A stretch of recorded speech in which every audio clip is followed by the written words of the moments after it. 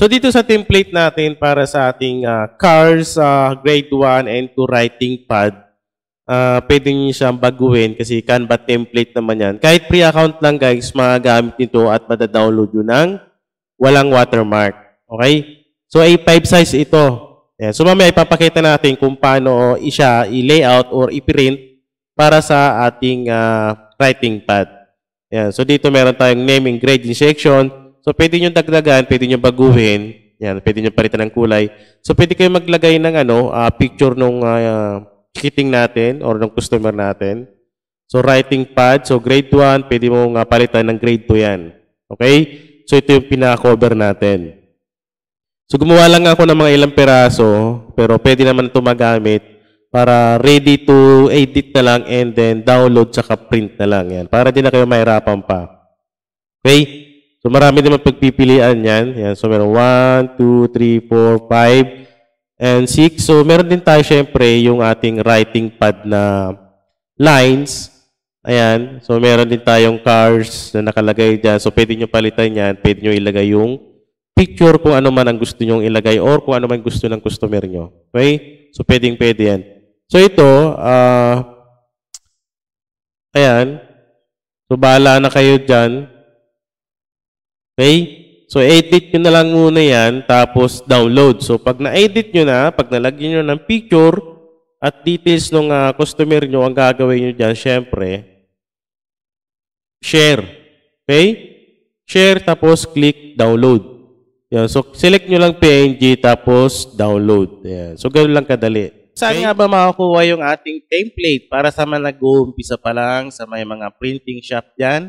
At sa mga individual na gusto at kailangan ng mga template, pwede kayo bumili dito sa ating website, sa ating Digibili. Ayan. So, sa Digibili, makakabili ka ng mga template or design na napakamura lang. So, lahat 56 yan. So, makikita mo ito guys, lahat 56 bawat isa. Okay? So, tulad dito sa ating cover na intermediate pad, so 56 pesos lang yan. Ayan, no? So, gagawin mo dyan, pag bibili ka, add to bag mo lang. Ayan, so, click mo lang, add to bag. So, check out. Ayan. So, check out mo lang siya. So, makikita mo yung ating payment option. So, andito yan. So, ang gagawin mo dyan, yung 56 na yan, kung meron tayong promo tulad ngayon, meron tayong promo ngayon. So, ang ilalagay mo dyan ay Digibili discount. Kasi yan yung promo natin pero hanggang July 15 lang yan. So, Digibili discount. So, yung 56 natin guys na normal price. So, pag in-apply mo yan, lalabas dyan 28 pesos na lang. Yes, 28 pesos na lang yan guys. Dahil lang 50% off tayo.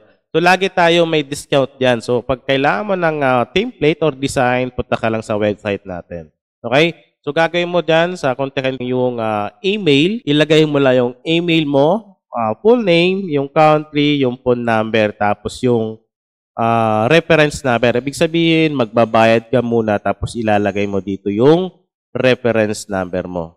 Okay? Yung transaction reference number. So, pag nakapagbayad ka na, mag-fill up ka, select mo lang yan, continue. Okay? So, i-proceed mo lang yan. So, hintayin mo nila yung files niyan sa email mo. So, automatic yung masisend sa email mo, guys. Okay? So, ganun lang kadali bumili ito sa ating website. Ayan. So, search mo lang or click mo lang yung link dyan sa description, yung website natin na Digibili. Ayan. So, pwede kang bumili ng mga digital. Sa pag-print naman, guys, pwede kayo gumamit ng MS Word or Photoshop, depende sa ginagamit yung software. Okay? So, ipapakita ko lang dito para sa ating MS Word kung paano nga ba siya i-layout para ma-print natin. So, gagawin natin dyan, i-size natin siya ng A4 size. Ayan. So, depende sa method nyo kung paano nyo siya gawin. Okay? Sa atin, iset natin siya ng A4 size para dalawa yung magawa natin. Tapos, i-cut nyo na lang siya sa gitna. Okay? So, gamit natin dito ay photo paper kasi pang cover ito. Yan. So, pag ni-resize natin siya dyan, yan, size lang natin kahit wala na yung gitna. Kasi automatic naman yung pag ni-resize mo eh.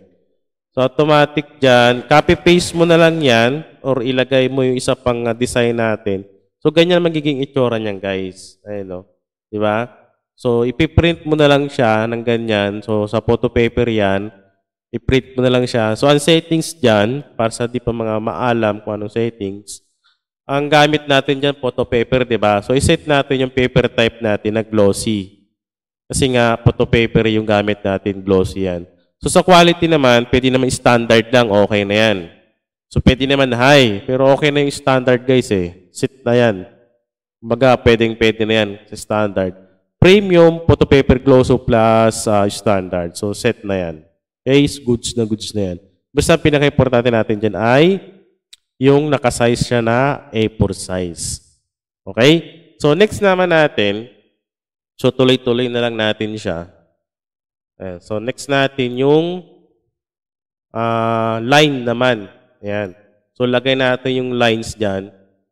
Okay? So, dito, di ba wala kayong makikita yung gilid. So, ang gagawin natin, lagyan natin siya ng picture border.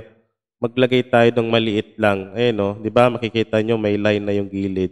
So, ibig sabihin, yan yung magiging basehan natin pag kinat natin.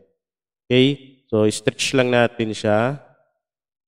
Ayan. Para to sa mga walang borderless na printer. So, delete natin ito. So, ang gawin natin dyan, guys, i-copy and paste lang natin. Ayan, no? Ayan. So, hatiin na lang sa gitna. Okay? So, ito lang ay yung method natin para sa mga beginner. Pero kung alam mo na kung paano mag-print, so, gawin mo na lang yung ganong diskarte. Okay? So, option na lang naman to. So, dito naman, so pag naset na natin yan, di ba? So, print, tapos hati sa gitna para maging A5 size. O, di naman kaya, kasi pag ni-print mo to makikita yung yung gilid natin. So, gawin natin dyan, tanggalin na lang natin. Di ba? Ayan, no? Para pag ni-print natin, wala siyang line sa bawat gilid. Di ba? So, gawin mo dyan, sukatin mo na lang yung gitna, tapos doon mo siya i-cut para pantay.